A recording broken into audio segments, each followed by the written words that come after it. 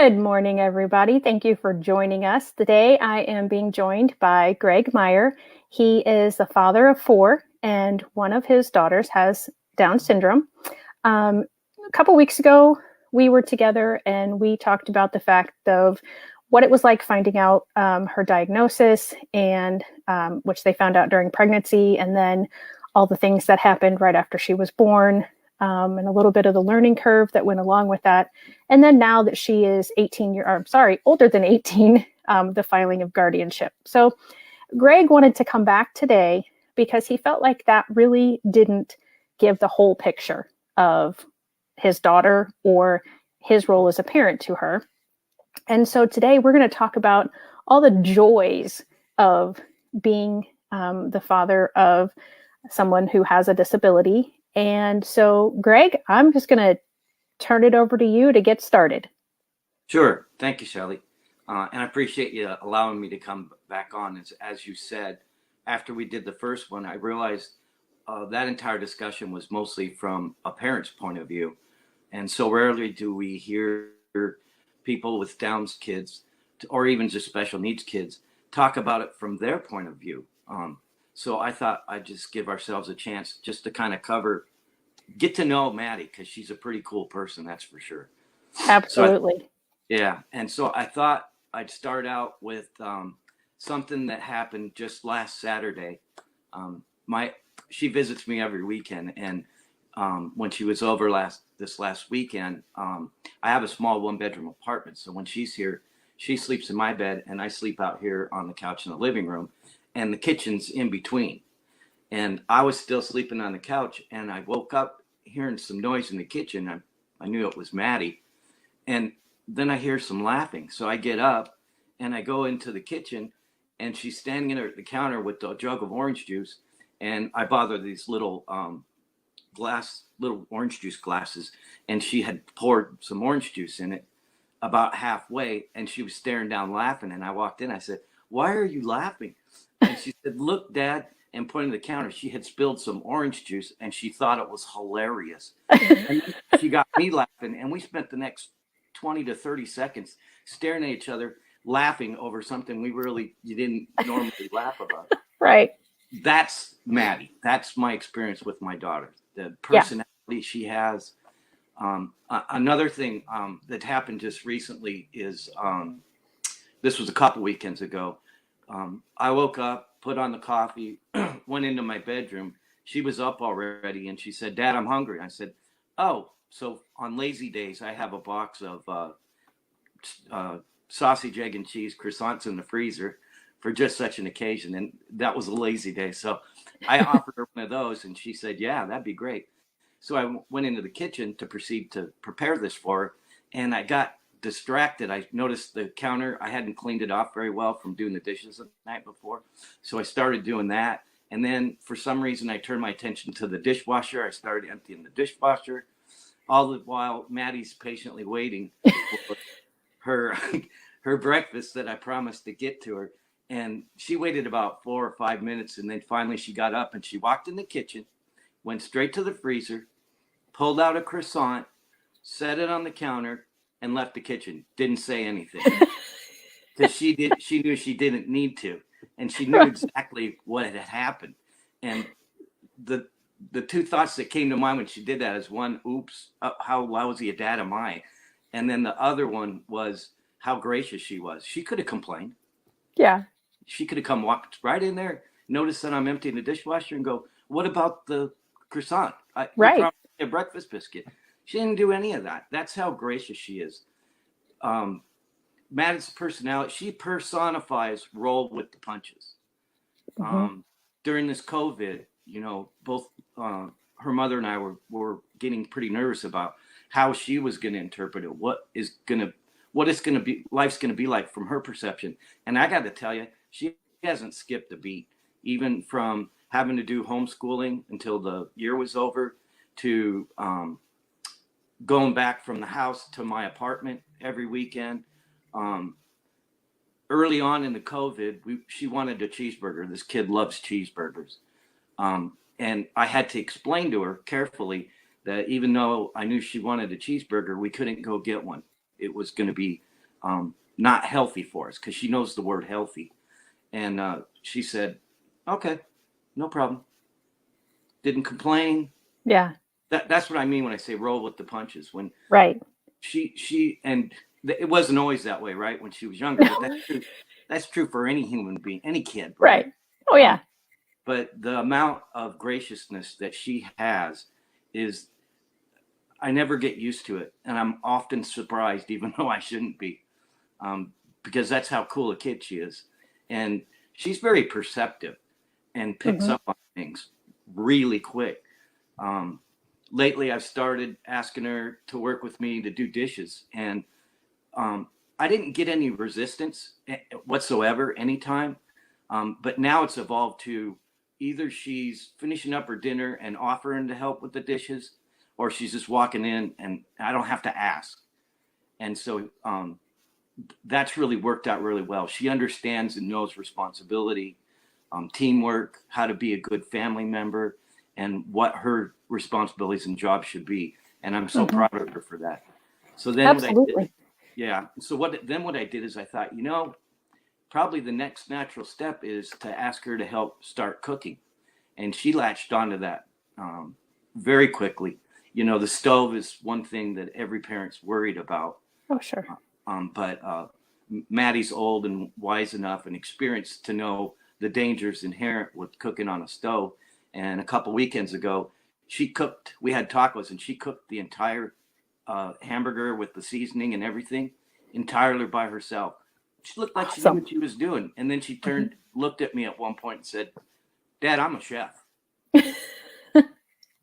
And it was hilarious. Those are the things I want people to know, because only I see them, or only Lisa sees them.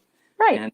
And we don't think to share those kind of things, but I think it's as important to understand from a parent's point of view what it's like to raise a special needs kids.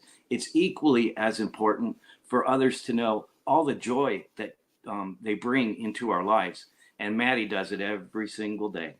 She's Yeah. taught me a lot. While I've tried to raise her, she's taught me a lot and continues to do so. We were in the car one day, and we were at a stoplight, and the light had turned green, and the person in front of me was texting and not Sorry, moving. I'm smiling because I know this story, so I apologize to the listeners. No, well, I'm going to make it short too, but at any rate, so all I said was, "Oh, good grief!" And Maddie looked at me and calmly said, "Dad, relax, take it easy, it's okay." And it just that's what I'm talking about, rolling with the punches. Hardly anything phases her. She's willing to express her points of view. She gets Mhm. frustrated like the rest of us, and she's not shy about sharing those frustrations. But again, it's that graciousness in her nature that I admire. It's better than mine. She's more disciplined about being a good human being and friend and family member than I think even I am at times. But and it's so cool to have her reminding me to take it easy, relax. Mhm. The world's not going to stop rotating. You know, Right. we'll eventually move on, because she knows the lights green and yellow and red, and sometimes the yellow, it'll turn yellow just as I'm approaching, so I'll go through, and she'll look at me and she'll go, Dad. That's all she'll say. I mean, that's how much she comprehends and knows, and Right. she's aware of safety, not only for herself, but for, in this case, me too. And Right.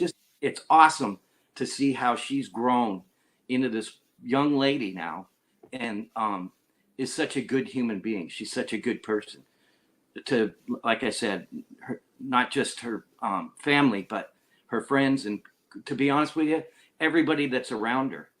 Oh yeah. And I think it's important people are aware of that, or at least understand or know that, because when I found out she was diagnosed for Downs before she was born, my head clicked in. Um, what was this going to be like? I did some research. I focused on all the horrible negative things, Right. fear of the unknown, right? Yeah. And so thankfully, what that evolved into very quickly was a complete opposite experience. The joy that she brings into our lives every single day never ceases to astound me. It's just now I think it's cool to be a father of a special needs kid, where I was frightened to death before all this evolved the way that it did. Yeah. And you and Lisa and Maddie taught me so much about true unconditional love, and how you accepted me into your family, and just kind of what you're talking about, Maddie, that you all just rolled with the punches, and you took each day as a new day, and you figured it out. And I've been so blessed and privileged to be part of her upbringing and to be part of your lives, as well as all of the other students that I have worked with over the years. I have said to many people many times, I think I taught my students less than what I learned from them. Because if you take the opportunity to get to know anyone, no matter what the difference is between you and that person, you're most likely going to learn and find out how great that individual is. And I'm so thankful that God led me down the road of becoming a special education teacher. I've fallen in love with all of my students, and some of the families like yourselves that have just brought me in as a member of your family. Has just been a wonderful experience. I have to say, when you started to tell the story about being in the car with her, that was not the one I thought you were going to tell. Oh, okay. I thought you were going to tell the one about your favorite color. Do you remember that story?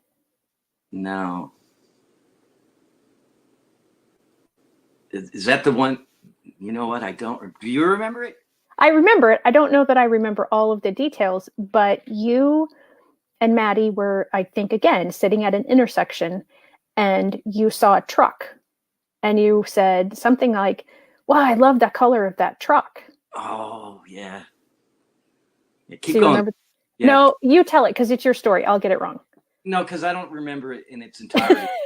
But that was a very joyful exchange. And, it seems more often than not, while we have those kind of very positive exchanges throughout the day, every day, it seems like in the car, because we're both kind of captivated, that it happens even more often than just hanging out in the apartment or going shopping or what have you. So, but yeah, that one was because you're talking about because I was colorblind. Yeah. Yeah. And but I can't remember how it ended though. But I just remember laughing to myself because when you're colorblind, hardly anybody remembers if they're not colorblind, right? Right. But Maddie remembers. She knows. Yeah. Granted, I'm her father, so why wouldn't she, right? But yeah, it was something about you. You saw this truck. You said you thought what a cool truck it was, and she was like, "Okay," and you said, "That's my favorite color," and I think she said brown. Yeah. And we're like, "No, that's not brown. That's red. Is that the color you see instead of brown?" And she was like, "No, Dad, you're colorblind. That's brown." Yeah. Yeah. Sometimes I get frustrated when people have to point that out to me. Before we got into lockdown at the office a while back, somebody built this very elaborate spreadsheet, and it was color coded. And I opened it up and took one look, and I was like, so how do I share? I got frustrated. But when Maddie pointed that out that day in the truck, I got joy out of that. I didn't get frustrated. Maddie makes everything easier anyway. But now I do remember that exchange. Yeah. And that happened all the time. Yeah. So what kind of big experiences? I know Lisa was the one to take her to some of like the concerts and stuff, but what kind of bigger experiences that you want to share that you've done or that your family has done? So I guess what comes to mind is we took a Disney cruise, and this was back when Maddie was really little, and we stopped at I think it was St. Martin's, and we did the little tour that you do when you're at a port. And Maddie and I got tired sooner than her sister and her mother, so they elected to stay and do some shopping, while Maddie and I just went back to the boat. And we went into the cabin, and this one's going to seem not joyous, but it actually ended up wonderful. And I don't know if I told this story on the last one, but No, I don't think you did. okay. We went back to the cabin, and I got her situated on the bed with the TV on, and I needed to use the restroom. So I went in, used the restroom. I wasn't gone more than like 30, 40 seconds. And I come out, and she's nowhere to be found. She's gone. She left the cabin, and I'm freaking out. So I go out in the hallway, and I look all the way down one end and all the way down the other, and there's no Maddie. And you can imagine the things that race through my mind, right? So the one good thing about Disney is once you report someone's missing on the ship, they have this whole elaborate strategy where they take a lot of their employees and they start at both ends of the ship, and they work themselves in between. And it was, Okay. yeah, it's very efficient. Well, I had a beeper on, and they said, just stay in your cabin and monitor your beeper. And as soon as we find her, we'll buzz you. Well, there was no way I was going to be sitting in that cabin, Yeah. By the way, Lisa and her sister are still on the island and have no idea what I'm going through. Oh, yeah. So And you're not going to tell them because you don't want them to worry. Right, yeah. At least while it's happening. So any rate, I didn't stay in the cabin. I started walking around. I had a baggy pair of shorts on. They had found her almost instantaneously and buzzed me, but I didn't feel it. And then finally, I called just to see what was going on because I was freaking out. And they said, yeah, she's sitting here in the daycare waiting for you. She even asked for you. So I'm like, immediately, no heart attack. I go back down there. And so I said, where was she? And they said, oh, she was just sitting at the end of a set of stairs between one deck to the other. And when we found her, she was like, hi, how's it going? Yeah. And She wasn't worried. She knew where she was. and when I made it to, the daycare, I ran up to give her a big, huge hug. And she goes, hi, Dad, how's it going? Yeah. No big deal. So Yeah. That's what I say, roll with the punches. Very little phases her. When it does, you know about it. But Right. those are more and more infrequent, and they were never the majority. It was always the exception, Right. the norm. So Yeah. But yeah, that was an interesting trip. Other than that, though, we had a blast on that boat. That's good. What was her favorite thing? Do you remember? There? Yeah. Oh, yeah, the kids' water park. Ah, okay. Yeah, because it was hot, Yeah. And she does like to be in the water. Oh, that kid loves water. Yeah. Yeah. Yeah. Yeah, that's what we do. In the winter, we go bowling because it's good for her midriff muscles. And we both love bowling, which there's stories there too I could tell. But anyway. And I was just going to ask you to tell who wins more games, you or her. Well, I'll tell you right now, I'm still edging on her, but it's getting close. Yeah, she's got a pretty good average. Is she in 3 digits or she's still upper 80s or 90s? She's still upper 90s is what she's worked up to, but she gets 3 digits more and more frequently now. And it's hilarious because when she first started getting a strike, it was like a party, she was overwhelmed. And now, anymore, when she gets a strike, she says, your turn, Dad. Yeah, no big deal. I do this on a regular basis now. Right. Yeah. See if you can do it, Dad. Right. And that's the other thing is, I wouldn't say she's not competitive. I would say she is, but it's for her, whether it's me or her that end up with the higher score, she could care less. Right. She does bother. She knows enough when she sees my scores, if they're higher than normal, she's like, good job, Dad. You're amazing. Yeah. She likes to tell you that you're amazing, I think. All the time. She probably said 3 or 4 times just this last weekend. Yeah. Mm-hmm. That's good. Yeah. So you took a trip with her a couple summers ago, or maybe it was just last summer, to a water park. It was just last summer. It was Holiday World. Mm-hmm. Man, that was amazing. That was awesome. We did it upright. I rented a cabin and we got a golf cart. And the cabin's right next to the park, Mm-hmm. and we stayed up late one night. I remember, and we ate dinner late. And she woke up before me, and I just told her, "Dad's exhausted. I got to sleep some more." And she said, "Okay." And then she went, "Dad, can you turn the TV on?" Because the TV was mounted way up high. And Oh, I didn't think I should have, but I put the remote up where the TV's mounted. So I got up and I got her TV on, and she goes, "Thanks, Dad. Go back to bed." And went back to bed. Where most kids, when you're doing something like that, they're chomping at the bit to get back to the park to ride all the right. rides. Yeah. Didn't phase her a bit. She cut her dad some slack, let me sleep in a little. Yeah. That's the stuff I want people to know about her. Right. And she has always had a great personality. I remember teaching her. Everyone in the school loved her. Everyone in the school knew her. And um, I remember once Lisa told me that, I don't know if you were both in the Veterans Day parade, but I know Lisa said she was in it and had Maddie on the float with her. Mm-hmm. And you were in a different town than where you live, but Right. still within our county. Right. But as you're going down through the parade route, people are yelling at Maddie and, "Hey, Maddie, how are you doing?" Yeah, and I had no idea. And she knew who they were. She'd say hi Mm-hmm. back. Yeah, I had volunteered to tow the float with my truck, and the Okay. plan was to put Maddie in the cab with me.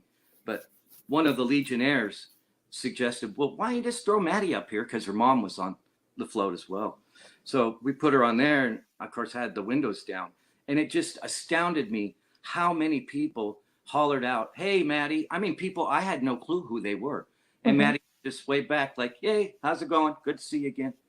And Yeah. yeah, that's the kind of influence my daughter has to our community as a whole. It was amazing. Yeah. And I'm, again, very, very blessed and very privileged to have been part of getting her known, and and being able to have her be with her peers often in her elementary school years. And like I said, just, I mean, it didn't matter if the person was a teacher, an administrator, a student, custodian, cook. Everybody knew her, and Mm-hmm. everybody loved her. Now, I don't know if that transferred when she got into high school, because then, I didn't have the daily experiences with her anymore. But I certainly know at the elementary level. And then she became a cheerleader. Yeah.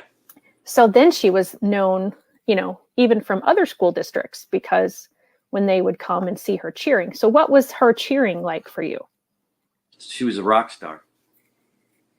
She loved Yeah. to cheer too. She loved to cheer. And I think the coolest thing about that whole experience is, well, I keep saying that she's got such a gracious personality. Those kids, and not just the cheerleading team, the student body as a whole, were so gracious and thoughtful of Madison. I remember a couple times she had an appointment, so I had to take her to school. It was actually to your class. And just walking down the hallway, I don't think there was a single person that we didn't walk by that didn't bother to say, "Hey, Maddie, how are you?" Mm-hmm. It's very comforting to witness those kinds of things. Yeah. There is another good story I don't think I've told, but a few years back, I took on a stretch assignment that had me living in an apartment at Oklahoma City while my family remained here. And the plan was 2 weeks there at Oklahoma City and then come back and work a week remotely from home. Well, that never happened. I don't think it was ever 2 weeks. It was always more. But Right. any rate, so naturally I would get lonely. And I talked to Lisa about, well, hey, this next summer, how about her spend the summer with me? And of course, she was okay with that. So the first summer that I was in that situation, I went back, I got her, we made the trip. That's another thing. She's an awesome traveler. Um, Mhm. but for whatever reason, it was too much too soon. So that only lasted a couple days, and it broke my heart. But I had to get her back home, and Yeah. so um, uh, it wasn't right for her. She didn't feel comfortable. But the next summer, I talked to Lisa, and we decided, well, let's give this thing another shot. But this time, I'll be prepared to take her back right away. Right. And it was like a whole different experience because I had a 2 bedroom, so she's like, "That's my bedroom, right, Dad?" And she's putting her stuff in, and um, we had our meals and stuff. I had to put her in daycare, and I was a little worried about that because she's been in the same daycare her entire life, and this was going to be a completely new experience. I did go to the daycare to sign her up naturally, but also to carefully explain before I had even brought her to Oklahoma City, what she's about. And they had no problem with it. They had other special needs kids. So I just said, okay, well, look, we're going to have to play this by ear. And they're like, bring her on. And I don't think it took 2 days. And she was a rock star again with all the kids there. And they, at the end, two of the care providers gave her a hug and then gave me a hug and expressed how much dismay they're having because they know Maddie's leaving and probably not going to come. Oh, So I it was, didn't know that part. That's yeah, wonderful. that was very touching. Yeah, she definitely leaves her mark on people's hearts. And at one point, another teacher that worked in the same building with us was joining us this morning. I don't know if they're still on or not, but she wasn't one of Maddie's teachers, but just a teacher in the building. And like I said, it didn't matter if it was a teacher of Maddie's or if it was just another teacher in the building, but everybody knew her and everybody loved her. Mm-hmm. And I can remember there were very few male teachers or male employees, to be honest, in our district. And she definitely glommed on to a couple of the male teachers. She definitely had her teenage crushes. Mm-hmm. And I remember, I think she was a 7th or 8th grader. Well, I know she was a 7th or 8th grader. I just don't remember which year she was exactly. And she just wasn't having a good day. And I tried all the things that always got her motivated, and nothing was working. And so I was like, okay, I got to think outside the box. What else can I try? So I went to one of the male teachers that I knew she had the crush on. Mm-hmm. And he happened to be the dean of students at the time too. And so I said, okay, she's not working, she's not cooperating. What would you do if this was somebody from the general ed population? And he said, well, I'd have to have a stern talking with them. They might get a detention, whatever. And I said, okay. So that's what I thought. So I said, what if I bring her to you? Can you be stern with her just like you would, anybody else in the building? And he was like, ooh, I don't know. And I said, I need you because I think, if you talk to her, she'll turn her get turned around and we'll get some stuff done from her today. Yeah. So he did.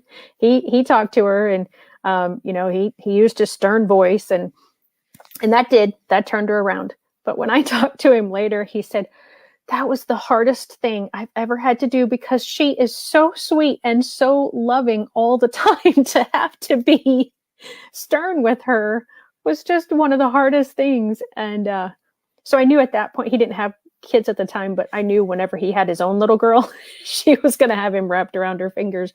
And she does. But Yeah. that's okay. Yeah. I remember that day specifically Mm-hmm. because we had such a good line of communication, which we don't have that consistent communication at our high school like we did in elementary. And I got to tell you, speaking from a parent's perspective, that was so comforting to know I could go to work and I know I would be contacted, as things go on. But the other thing is, and I understand how he felt that day because, as you know, I'm accused of spoiling her, and she's uh, me wrapped around her little finger too. But it's because those kind of things are so rare with her Right. that after you get over the part of being surprised that it's happening, Hmm. um, it's hard because you try to take a different approach, just as he did. Right. And thankfully, it worked out there, and for the most part, it does with us as well.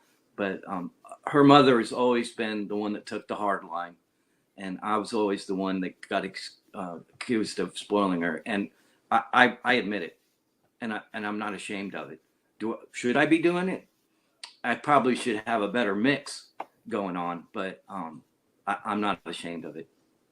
Yeah, no, I mean she's a wonderful person. Like you said at the beginning of this, she is 20 now, and she's very compassionate. She's very helpful. She's turned into, just this wonderful young lady. And I'm sure that was, the combination of your parenting style and her mother's parenting style and the school settings that she's been in. And, that truly it takes a village kind of attitude to raise a child. And yeah, and the world is definitely a better place because she is in it. Mm-hmm. And because for those of us who have had the opportunity to get to know her, we are definitely better people for knowing her.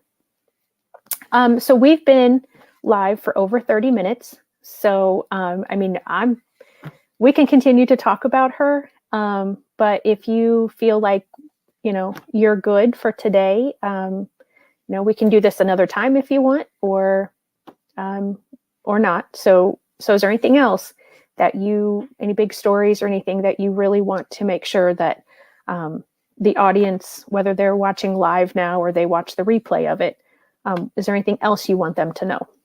So first off, I think we achieved the objective, Mm-hmm. which was important to me. So I think we're good there. I will provide a final comment, kind of touching on what you just mentioned too. That it takes a village. It's exactly what I was thinking when you were saying it. But well, I know there is things I did and imparted to Maddie to make her the person she is, as did her mother, and quite frankly, you and the other faculty members and people that surround her environment. I think the key thing that we did very well is we worked very hard all together to see to it that Maddie was set up for success.